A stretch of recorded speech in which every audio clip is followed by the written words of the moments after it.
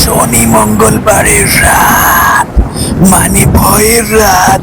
এখানে কল্পনা নয়, কাহিনী শোনানো হয়।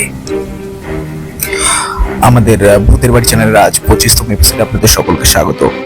আপনারা অনেকেই যারা ভূতের গল্প শুনতে এবং কাহিনী শুনতে পছন্দ করেন তারা অবশ্যই আমাদেরকে কমেন্ট করে জানাবেন এবং কোন ধরনের গল্প বা কাহিনী আপনাদের ঠিক শুনতে পছন্দ হয়। আপনাদের আকর্ষণীয় কাহিনী এবং ঘটনা আমাদের ডেসক্রিপশনে থাকা জিমেইল করে পাঠাতে পারেন এবং তার পাশাপাশি আমাদেরকে কমেন্ট সেকশনে জানাতে পারেন কোন ধরনের গল্প বা কাহিনী আপনাদের ঠিক পছন্দ হয়।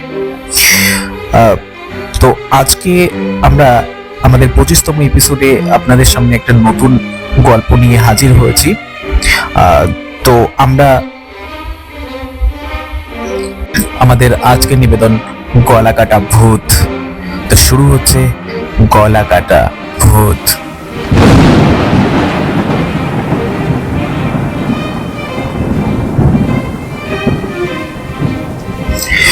গ্রামের নাম ছিল চণ্ডীপুর। কলকাতা থেকে খুব বেশি দূরে নয়, কিন্তু গ্রামের ভেতরে ঢুকলেই মনে হতো সময় থেমে গেছে। কাঁচা রাস্তা, খেজুর গাছের সারি আর দূরে ফসলের মাঠ। ঠিক গ্রামের এক প্রান্তে ছিল একটা পুরনো শ্মশান। সেই শ্মশানের পেছনে একটা ভাঙাচোরা বাড়ি, লোকেরা যেটাকে ডাকতো মাথা কাটা বাড়ি। বাড়িটার ইতিহাস কেউ সঠিক বলতে পারে না, শুধু জানা ছিল প্রায় 150 বছর আগে এখানে এক ধনী জমিদারের বাড়ি ছিল। জমিদারের এক বিশ্বস্ত কর্মচারী নাকি তাকে বিশ্বাসঘাতকতা করেছিল। জমিদার ক্ষিপ্ত হয়ে সেই কর্মচারীর গলা কেটে হত্যা করে শ্মশানে ফেলে দেয়। এরপর থেকেই নাকি সেখানে গলা কাটা ভূত ঘুরে বেড়ায়। আমি অরিত্র, কলকাতার ছেলে, পেশায় ফটোগ্রাফার। গ্রামীণ লোককথা নিয়ে ডকুমেন্টারি তৈরি করছিলাম। চণ্ডীপুরের শ্মশানের গল্প শুনে একরকম রোমাঞ্চিত হয়ে পড়ছিলাম। আমি ঠিক করলাম নিজেই গিয়ে দেখে আসবো সেখানের আসল রহস্যটা আসলে কি। গ্রামে পৌঁছতে বিকেল হয়ে গেল। স্থানীয় এক বৃদ্ধ নাম রতন কাকু আমাকে বাড়িতে ডেকে নিলেন। তার গল্প করতে করতে বললেন, বাবা, ওই শ্মশানের কাছে রাতে যাস না, গলা কাটা ভূতের ডাক শুনবি, আমার গলা ফেরত দে। এমন বলে ডাকতে শোনা যায়, অনেকেই শুনেছে, তারপর তোর গলাও চাইবে। তিনি হাতের আঙুল দিয়ে গলার উপর আঙুল চালালেন। কেমন যেন শীতল একটা স্রোত বয়ে গেল আমার শরীরের ভেতর। তবু আমার কৌতূহল আমাকে থামাতে পারলো না। রাত 10টার দিকে ক্যামেরা ট্রাইপড নিয়ে বেরিয়ে পড়লাম। আকাশে আধখানা চাঁদ, শ্মশানের পথে কেবল ঝিঝি পোকার শব্দ। আশপাশের পরিবেশটা বেশ শুনশান, কোথাও কোনো মানুষের শব্দ নেই। শুকনো পাতার ওপর দিয়ে কিছু চলার শব্দ শোনা যাচ্ছে। শ্মশানে পৌঁছাতে একটা ভয়ানক নীরবতা টের পেলাম। চুল্লিগুলো ঠান্ডা, বাতাসে হালকা পোড়া কাঠের গন্ধ রয়েছে। চারিপাশে বড় বড় শাল গাছ। হঠাৎ কানে এলো খুব মৃদু একটা আওয়াজ, যেন ফিসফিসানির শব্দ। প্রথমে মনে হলো কানের ভুল হয়তো, কিন্তু এবারে স্পষ্ট শুনতে পেলাম, আমার গলা ফেরত দে।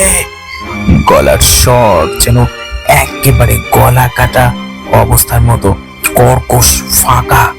আমি ক্যামেরা অন করলাম, ভিডিও রেকর্ড শুরু করতেই দেখলাম সামনের দিকে কুয়াশার ভেতর থেকে একটা ছায়া আস্তে আস্তে বেরিয়ে আসছে। ছায়াটা কাছে আসতেই আমার বুক ধুক ধুক করতে লাগলো। মানুষের মতো দেখতে, কিন্তু গলা নেই। মাথা যেন বুকের উপর ঝুলছে অর্ধেক। গলার জায়গাটা শুকনো, রক্তের দাগ লেগে আছে। চোখ দুটো অস্বাভাবিক বড়। আমি ভয়ে জমে গেলাম। হঠাৎ ভূতটা আমার দিকে হাত বাড়িয়ে বলল,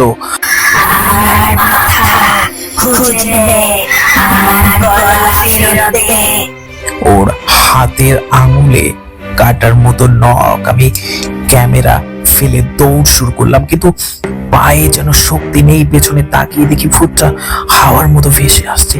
কিভাবে যে গ্রামের এক বাড়িতে গিয়ে পড়লাম কিছুই মনে নেই।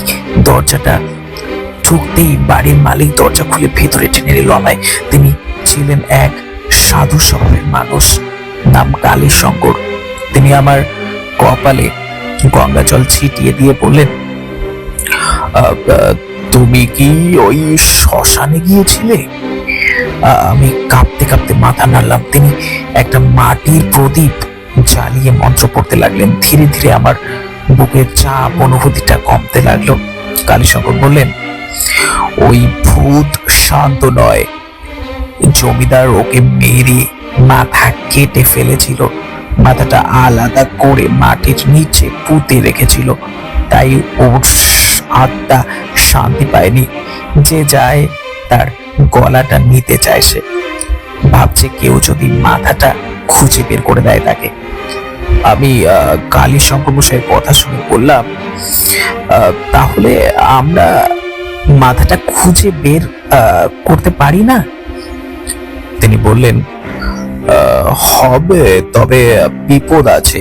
মধ্যরাতে শ্মশানের দক্ষিণ দিকে পুরনো বট গাছের নিচে খুঁজতে হবে, কিন্তু সাবধান, ও তোমার সামনে আসবে, ভয় পেলে আর বাঁচবে না। কিন্তু আমি সিদ্ধান্ত নিলাম, চেষ্টা করব। কৌতূহল আর এক ধরনের দায়িত্ববোধ আমাকে এগিয়ে দিল।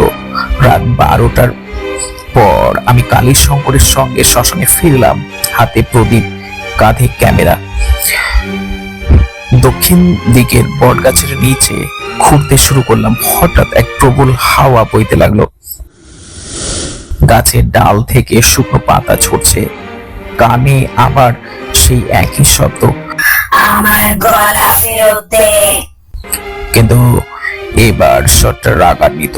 হঠাৎ মাটি ফুঁড়ে কিছু একটা বেরিয়ে এলো, একটা কঙ্কালের মাথা, চোখের গর্ত ফাঁকা, তবু মনে হচ্ছিল আমার দিকে তাকিয়ে আছে। কালীশঙ্কর মন্ত্র পড়ে মাথাটা তুললেন, সঙ্গে সঙ্গে সামনে দাঁড়িয়ে গেল সেই গলা কাটা ভূতটা।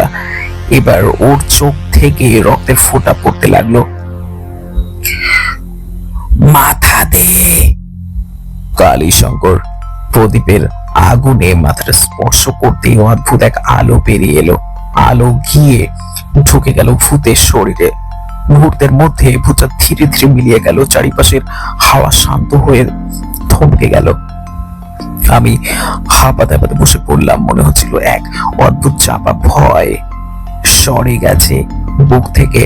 কালীশঙ্কর বললেন, ওর আত্মা মুক্তি পেল, কিন্তু মনে রেখো, যারা বিশ্বাসঘাতকতা করে তাদের পরিণতি ভয়ঙ্কর হয়ে থাকে। জমিদার পরিবারও শেষ হয়ে গেছে সেই সময়, তাই আজও এই গ্রাম সেই অভিশাপ বয়ে বেড়াচ্ছে। আমি এবার ক্যামেরাটা চেক করলাম। আশ্চর্য, সব ফুটেজ হাওয়া হয়ে গেছে, শুধু একটি মাত্র ফ্রেম রয়ে গেছে, যেখানে দেখা যাচ্ছে গলা কাটা ভূতের অস্পষ্ট ছায়া হাত বাড়ানো অবস্থায়। আমি শহরে ফিরে গিয়ে গল্পটা অনেককে বলেছি, কেউ বিশ্বাস করেছে, কেউ হেসেছে, কিন্তু যেদিন রাতে ঘুমোতে চাই মাঝে মাঝে এখনো কানে আসে, আমার গলা ফেরত দে। তখন মনে হয় হয়তো আমি পুরোপুরি মুক্তি হতে পারিনি। হয়তো সেই গলা কাটা ভূত এখনো আমার ছায়ার মধ্যে লুকিয়ে আছে।